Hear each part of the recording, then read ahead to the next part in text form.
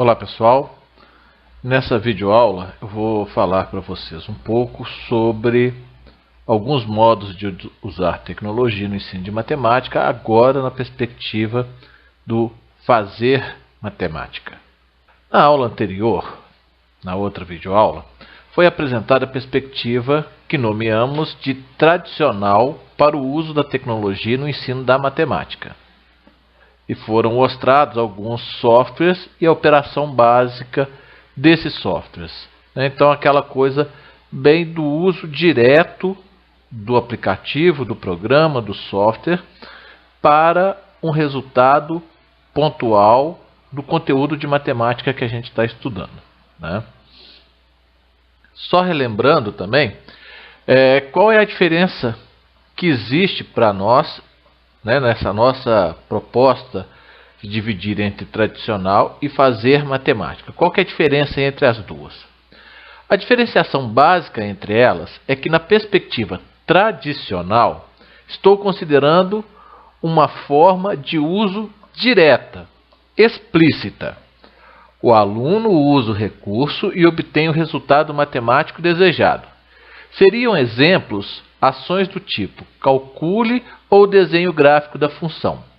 Então, só para a gente recordar, né, eu dei alguns exemplos de software onde você coloca o número, por exemplo, e ele te mostra quais são, coloca o intervalo, né, número de tanto a tanto, e ele te fala quais são os números primos entre esses dois números informados.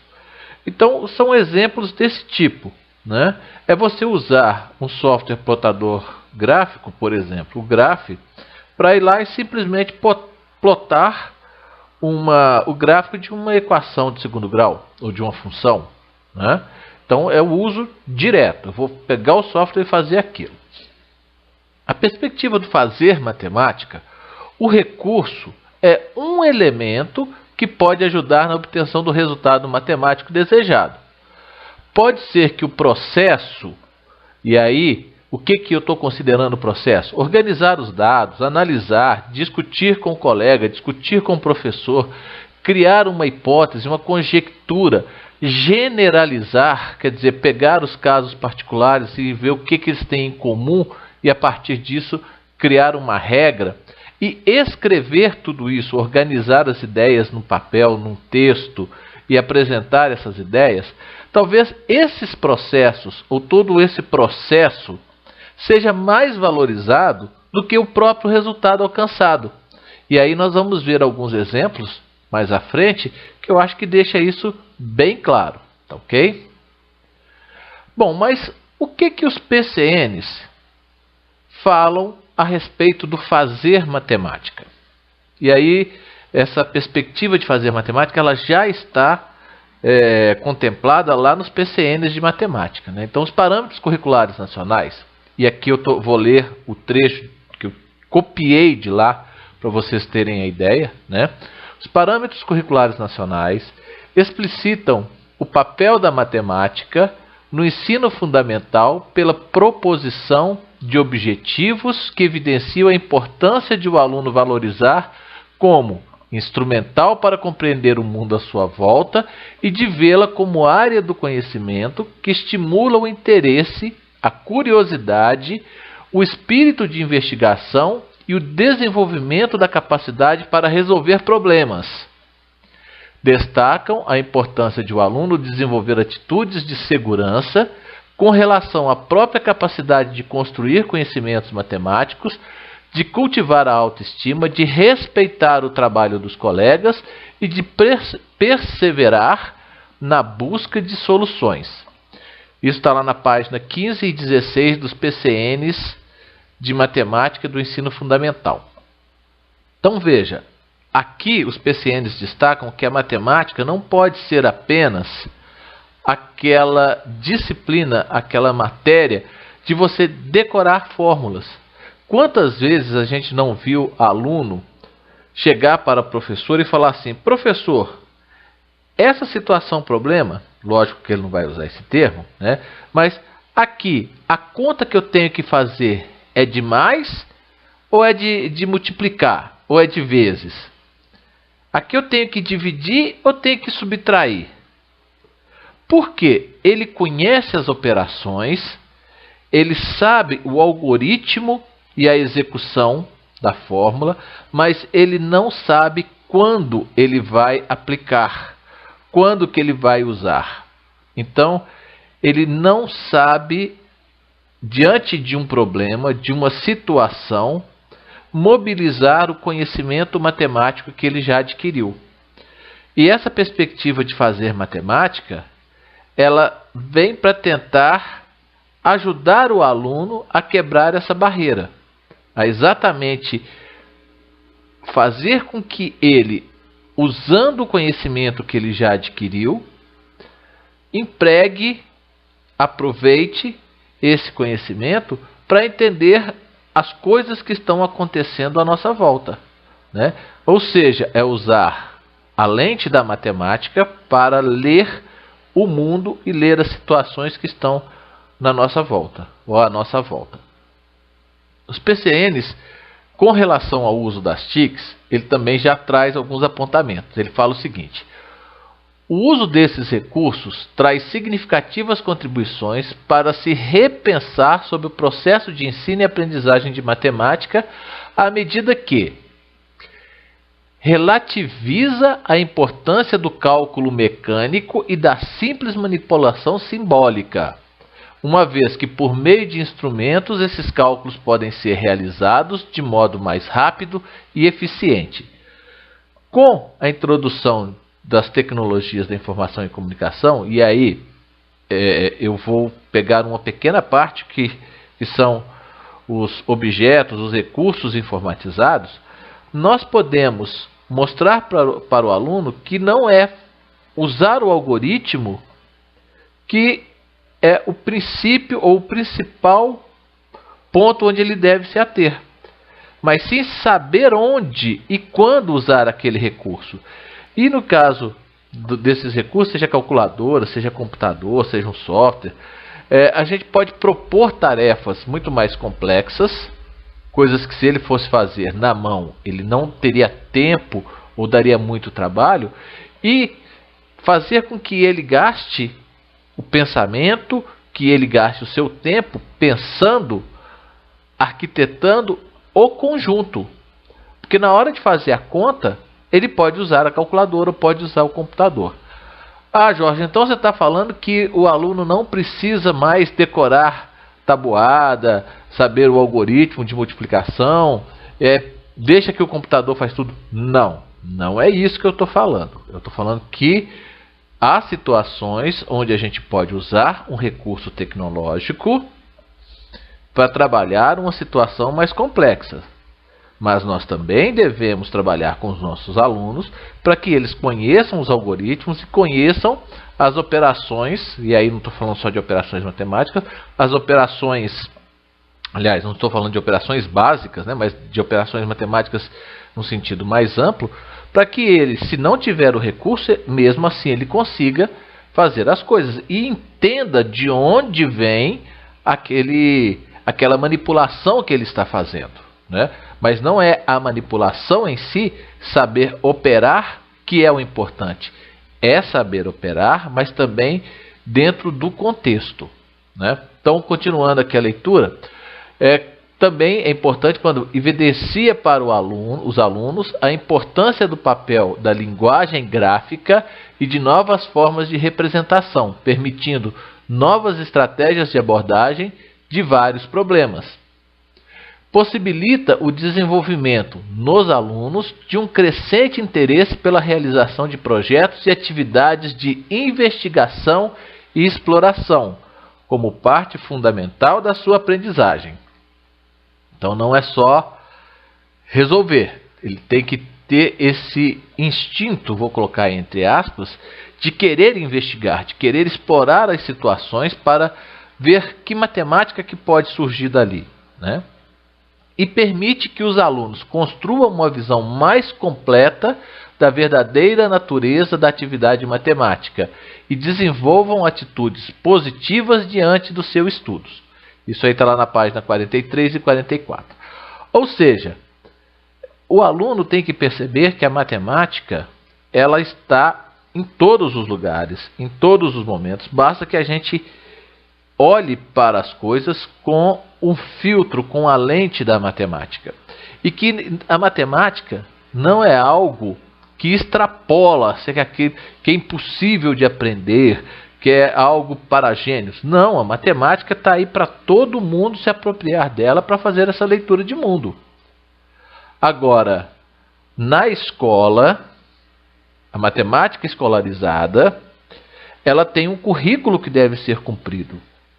Então, não adianta a gente querer fugir do currículo, mas dentro desse currículo, nós podemos lançar mão desse fazer matemática para que o aluno se aproprie daquele conhecimento escolarizado da matemática.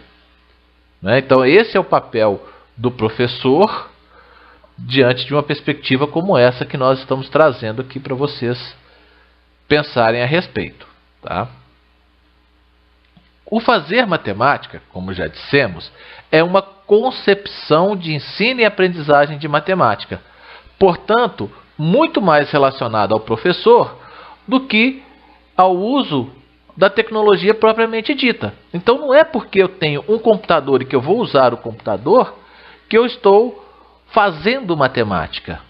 Mas a maneira como eu vou utilizar esse computador, esse software, que está vinculado então à visão do professor, à perspectiva do professor, como que o professor acredita que se aprende e que pode ensinar matemática, é que vai direcionar o uso desse software, desse recurso, seja uma calculadora, seja um programa, seja o computador, um celular, né, um tablet.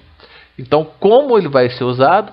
O fazer matemática está muito mais ligado a esse como o professor pensa a respeito do ensino e aprendizagem de matemática. Existem várias propostas teóricas, né, que se aproximam do fazer matemática. E aí a gente tem a resolução de problemas do Jorge Polya, cenários para investigação do Hollis Cobesmose e as tarefas exploratórias investigativas do João Pedro da Ponte. Eu gosto muito dessa última, das tarefas exploratórias investigativas. Principalmente quando a gente consegue associá-la à resolução de problemas por meio da heurística de Jorge Polya. Tá?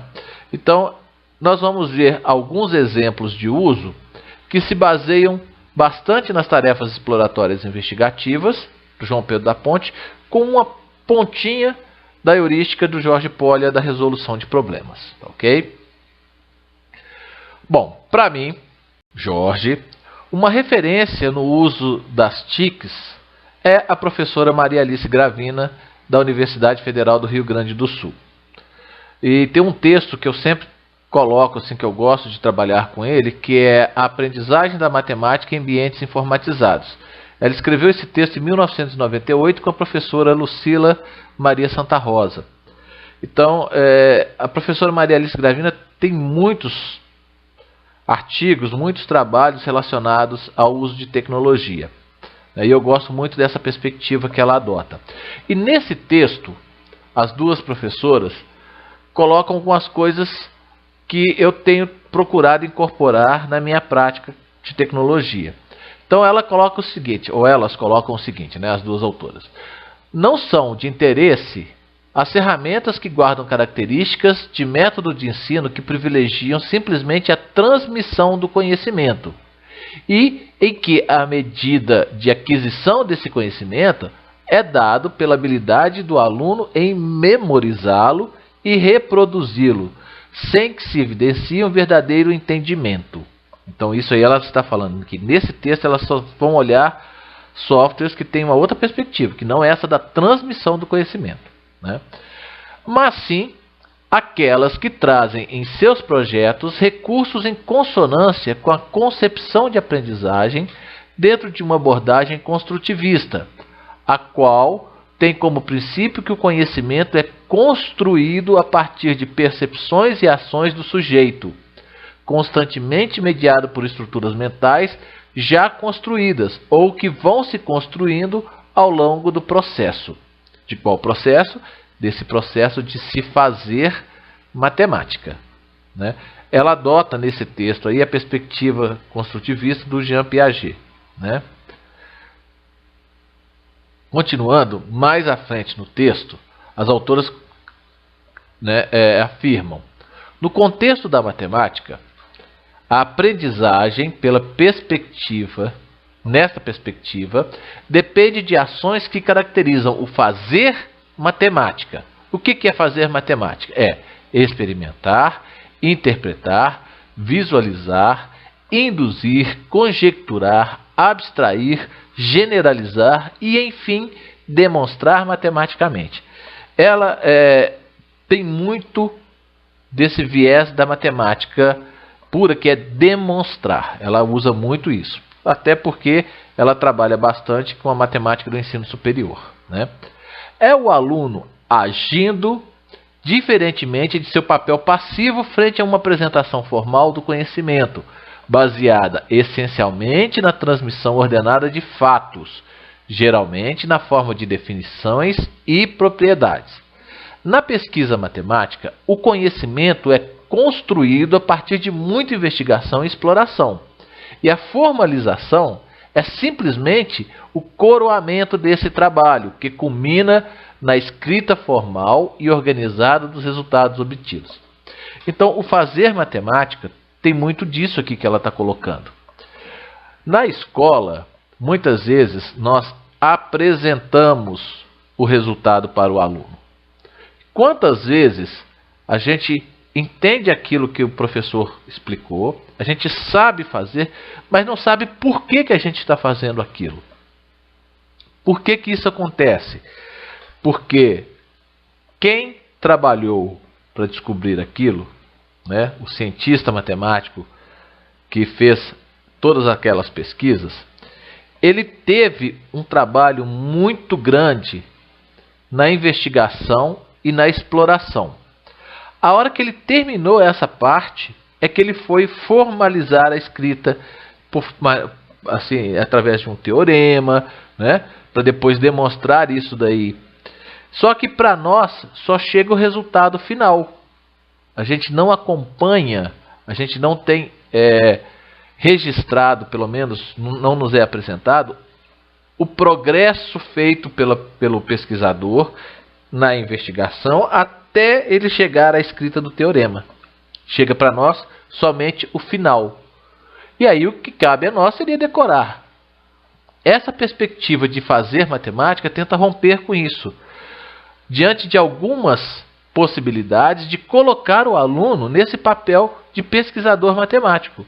É lógico que não é nenhum conhecimento de fronteira, não é algo avançado. É o conhecimento escolarizado que nós vamos dar vazão, vamos dar condições para que o aluno investigue e descubra, né, as propriedades daquilo que a gente está propondo, ou daquele conhecimento que está ali. Dessa forma, vai trazer muito mais significado para ele aquilo que ele está aprendendo. Tá? Essa é a ideia. Bom, quais softwares poderemos usar?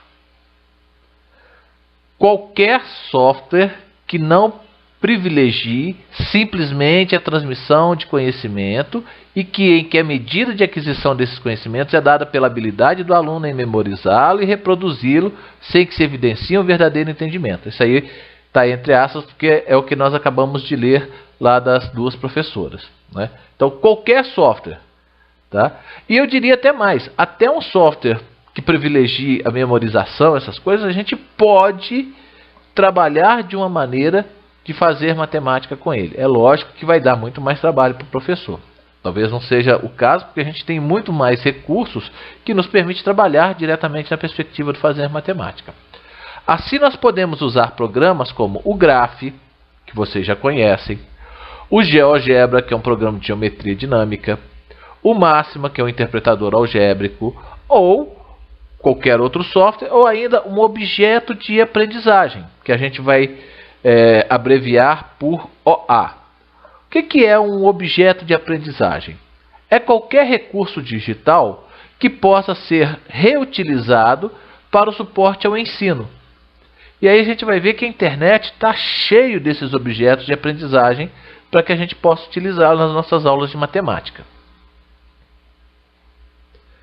Os exemplos que veremos.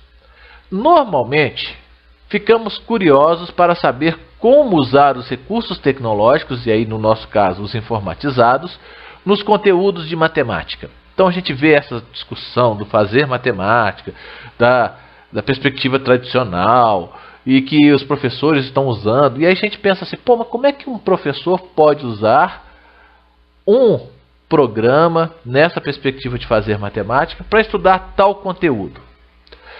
Bom, essa curiosidade ela só se satisfaz à medida que a gente for lendo e estudando e compartilhando o que a gente vai achando pelo caminho.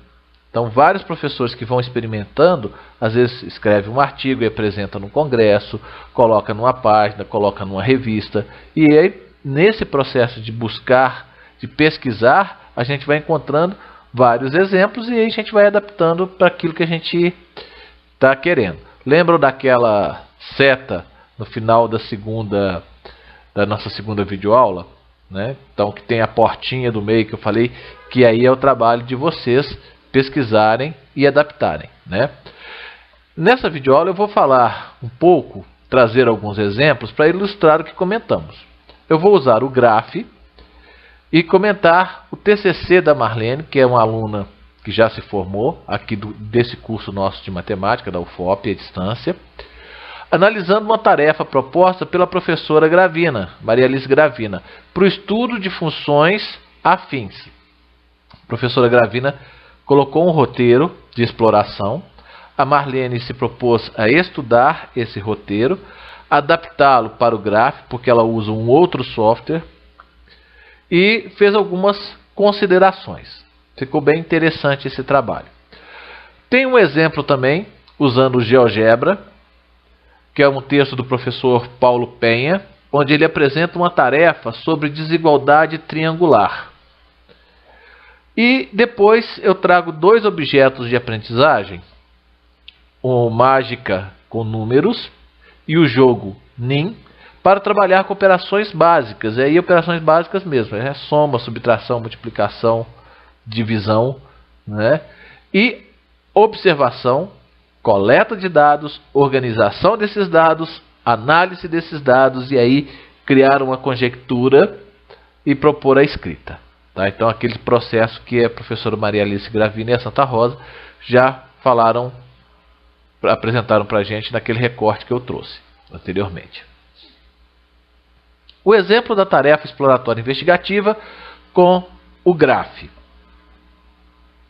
Muito bem, o Graph no estudo de funções afins. Esse trabalho é um trabalho de conclusão de curso, TCC, da aluna ou ex-aluna, né, Marlene Barbosa Cruz, que foi baseado em uma tarefa exploratória da professora Gravina. A Marlene fez uma análise da tarefa original, adaptando-a para o uso do Graph.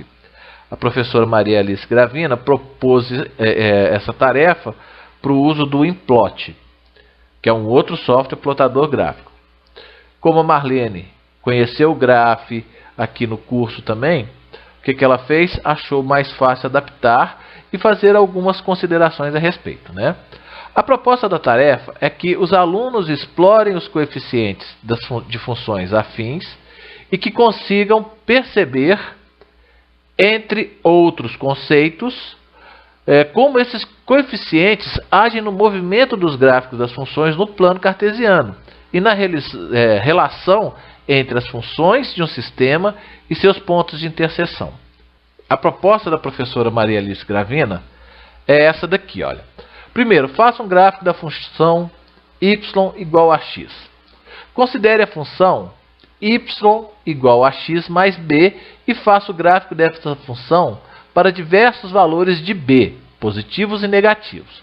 Descreva os gráficos obtidos em termos de movimentos aplicados ao gráfico de y igual a x. Em que ponto os gráficos cortam o eixo y e o eixo x? Depois, o aluno deverá fazer o seguinte: faça o gráfico da função y igual a x, considere a função y igual a ax e faça o gráfico dessa função para diversos valores de a, positivo e negativo. Então vai variar o coeficiente a. Descreva os gráficos obtidos em termos de movimentos aplicados ao gráfico de y igual a x. O que aconteceu, né? Em que ponto os gráficos cortam o eixo y e o eixo x? Aí o terceiro ponto que o aluno vai ter que explorar. Seja g de x igual a 2x mais 4 e f de x a x mais b. Faça os gráficos dessas funções de tal forma que as retas sejam paralelas, perpendiculares, simétricas em relação ao eixo x, simétricas em relação ao eixo y. E o último ponto dessa atividade, use as propriedades de paralelismo, perpendicularidade e simetria para desenhar as figuras abaixo. Um quadrado, um losango, um paralelogramo e um retângulo. Então veja, o que a gente está vendo nessa proposta de atividade? O aluno vai explorar a função afim, né? Y igual a x mais b, variando os seus coeficientes e vendo o que acontece com o gráfico dessa função no plano cartesiano. Ele vai observar, ou espera-se que ele observe, a inclinação da reta e o deslocamento dessa reta a partir da movimentação dos seus coeficientes, né? E depois, por meio de um sistema, colocando aí duas funções, uma fixa e a outra a gente atuando nos dois coeficientes, a professora propõe que a gente faça com que as retas fiquem paralelas, perpendiculares, simétricas em relação a x e a y, ao eixo y. Para quê? Para que o aluno perceba o que de efeito provoca as variações dos coeficientes. Não só em relação ao plano cartesiano, mas também em relação a uma outra reta, uma outra função. E depois, por último, que o aluno construa figuras geométricas específicas por meio das duas manipulações, das duas funções. Então, nesse caso, aí, ele vai precisar de 4 funções, né? E vai trabalhar essas funções. Espera-se assim, então, que ele dê significado ao coeficiente angular e os dois coeficientes na realidade, né? Em vez de somente o professor colocar lá no quadro o que o A faz e o que o B faz, né? Que o aluno perceba isso antes que o professor defina, né? Formalize isso no quadro. Um outro exemplo é de atividade exploratória investigativa com o GeoGebra. Nesse caso aqui, é uma tarefa proposta pelo professor Paulo Penha aos seus alunos de 6ª e 7ª série do ensino fundamental, o atual 7º e 8º ano, né? Então, basicamente, o que ele queria que os alunos respondessem era: com qualquer 3 segmentos de reta, poderei formar um triângulo? Mas como que ele fez isso? Ele juntou duas partes. Ele fez uma parte que não era com tecnologia, computador, e depois levou os alunos para o laboratório. Primeiro ele pegou 3 dados e um conjunto de palitos. Então ele padronizou. Quando o dado cair com o número 1, o aluno vai pegar o palito que tem a medida 1. Quando cair o número 2 do dado, ele vai pegar o palito com a medida 2. E assim, ele tem 18 palitos, né? 3 com a medida 1, 3 com a medida 2, 3 com a medida 3. 3 porque é 1, pode ser 1 para cada lado. E joga os 3 dados. Os valores que saírem nos dados, o aluno pega os palitos e tenta formar o triângulo com eles. Isso eles vão colocar numa tabela, informando se com aquelas medidas foi possível formar ou não o triângulo. Dessa forma, espera-se que os alunos, ao analisarem a tabela, que eles consigam falar se formou ou não e em qual condição ou qual a condição necessária para se formar o triângulo. Então, essa que é o ponto-chave. A informática entrou nisso daí para complementar os valores, porque inicialmente são valores de 1 a 6, E depois, quando eles foram para o computador, a tarefa foi montada de tal forma que eles exploravam outros valores que não somente 1, 2, 3, 4, 5 e 6. Então eles perceberam que não são somente esses valores, que eles podem usar qualquer valor e que aquela propriedade que eles descobriram, né, se aplica também para outros números que não aqueles. Aí então uma generalização, né?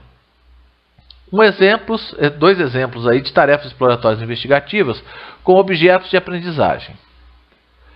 Então, esse primeiro que eu estou apresentando para vocês é o mágica com números. Mágica eu coloquei em interrogação porque na realidade não é mágica, né?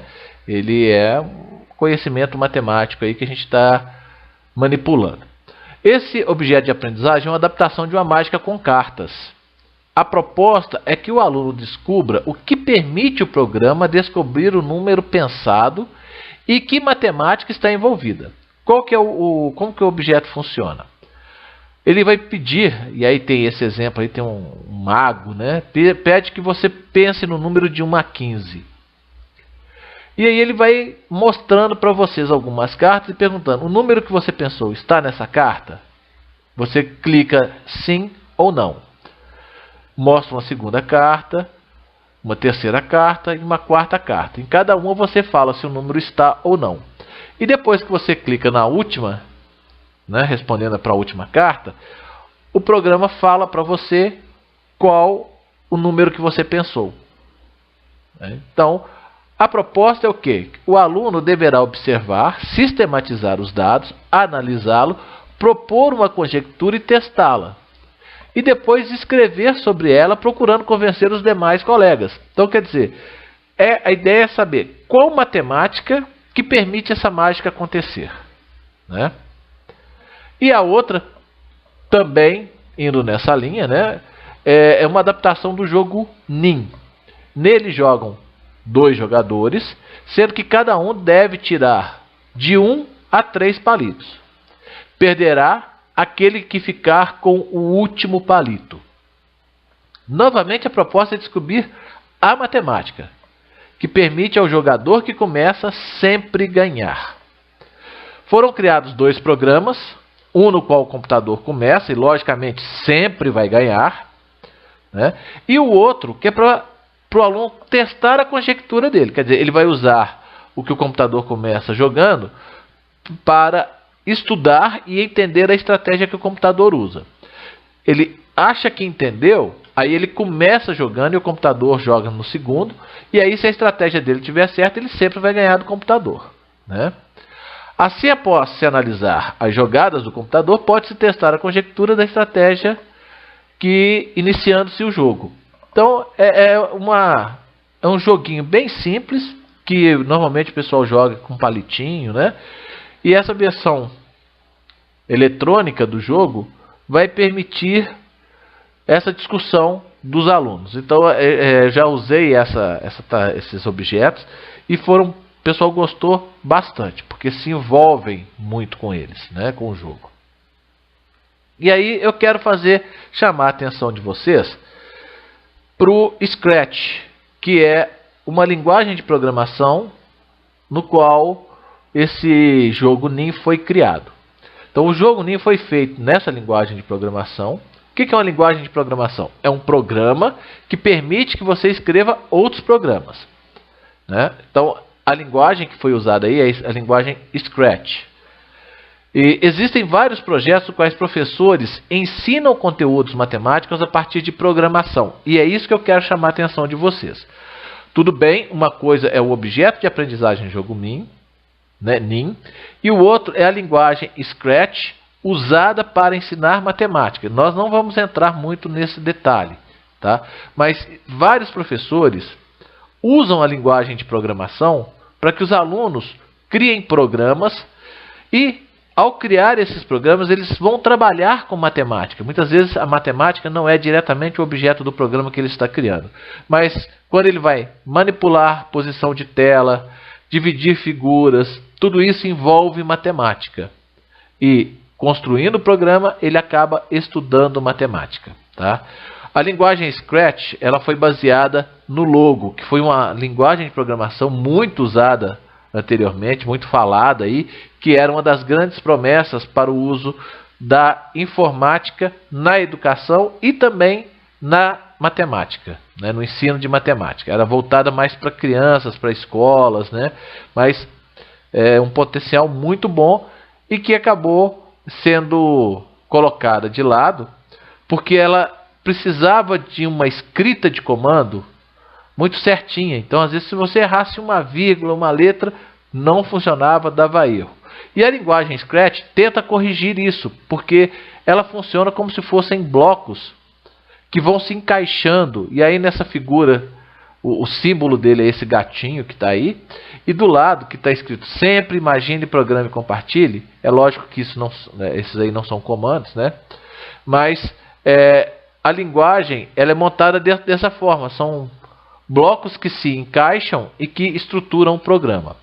Dessa forma, os criadores dessa linguagem acreditam que o aluno ou a pessoa que estiver programando não precisa se concentrar tanto na sintaxe, na estrutura da linguagem, né? Mas sim na estruturação lógica e não na estrutura dos comandos, na estrutura lógica, como que você vai organizar esses blocos para que ele faça aquilo que você quer. Então essa perspectiva de uso de linguagem de programação para ensinar matemática também é uma perspectiva dentro do uso das tecnologias, mas que nós só vamos falar assim bem en passant, bem por cima, né? Depois, se vocês quiserem aprofundar, tem aí o endereço do site onde vocês podem pegar mais informações e até ver os programas, porque o Scratch tem uma característica de, depois que você constrói o programa, você sobe para a página deles e compartilha. As pessoas podem ver como que você montou o programa. É bem interessante.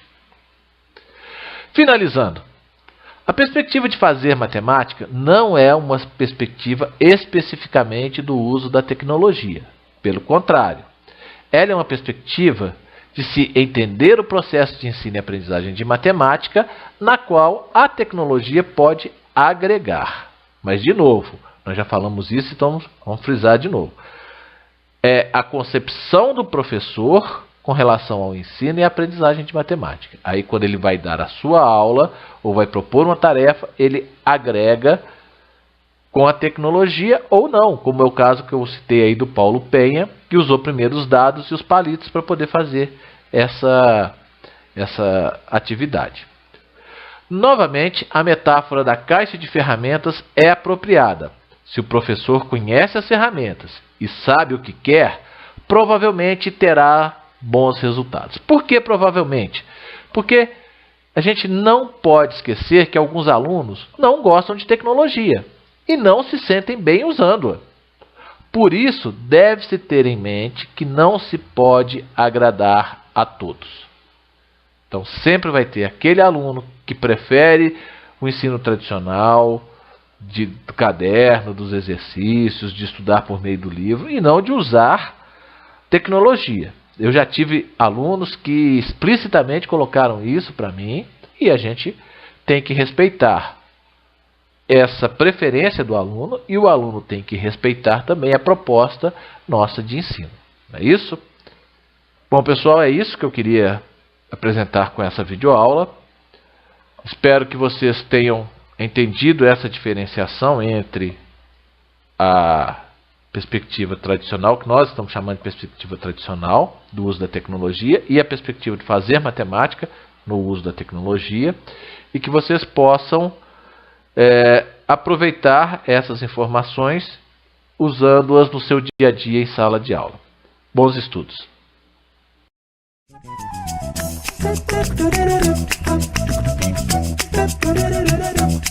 Thank you.